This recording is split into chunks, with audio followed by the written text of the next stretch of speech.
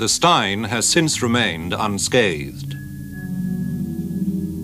But although no full-grown giant squid has ever been caught, a hint of what such creatures may be like seems to surface oddly about every 30 years in the far north, in the cold waters of the Labrador Current.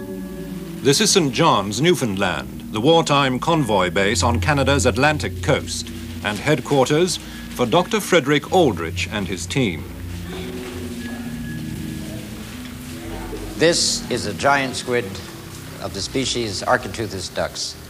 It came ashore on November the 22nd, 1979 at St. Brendan's on Collier's Island in Bonavista Bay, Newfoundland. It's an immature female. It is a small female, but it is a giant squid.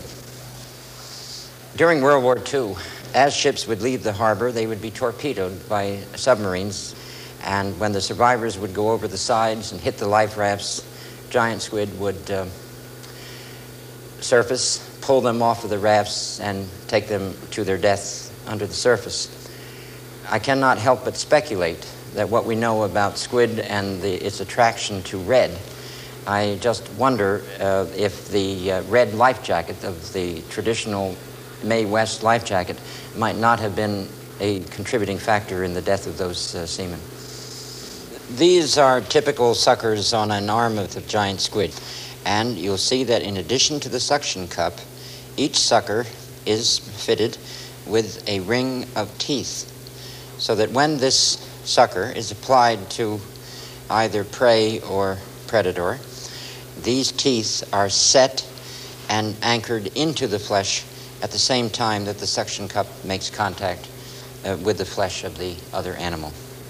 The entrance to the mouth is guarded by these large beaks, much like the beaks of a parrot, and they tear pieces off of the prey or the predator, as the case may be. The tongues and the lips of sperm whales bear sucker scars, which are approximately 12 inches in diameter. I believe that giant squid reach an approximate maximum size of something like 150 feet. If this is 20 feet long, well then it's almost 8 times longer than this in overall length, and that's a big squid.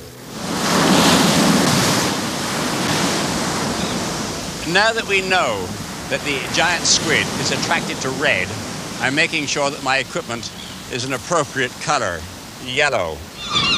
Whatever size giant squid may reach, it does now seem that there really are giant octopuses, and that this man, Professor Joseph Gennaro of New York University, has evidence that one came ashore on this Florida beach in 1896.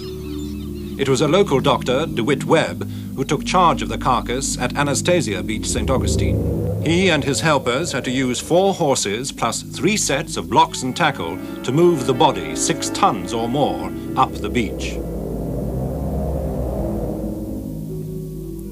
The mere stump of the one remaining tentacle was truly awesome, 32 feet long.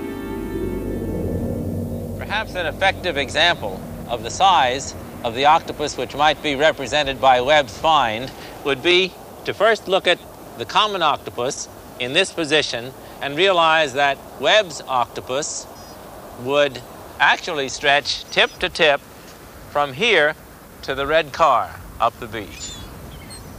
Part of the material eventually landed in the Smithsonian Institute in Washington, D.C. And all that remains of the octopus of the deep is this piece of tissue. Notice that it is sinewy and fibrous in its structure, something in the nature of beef or soup meat. When I examined these tissues, I found that that pattern, looked at in the polarizing light of the polarizing microscope, was most similar to that of the true octopus. All this gives me strong reason to believe that what Dr. Webb found was indeed a gigantic specimen of octopus.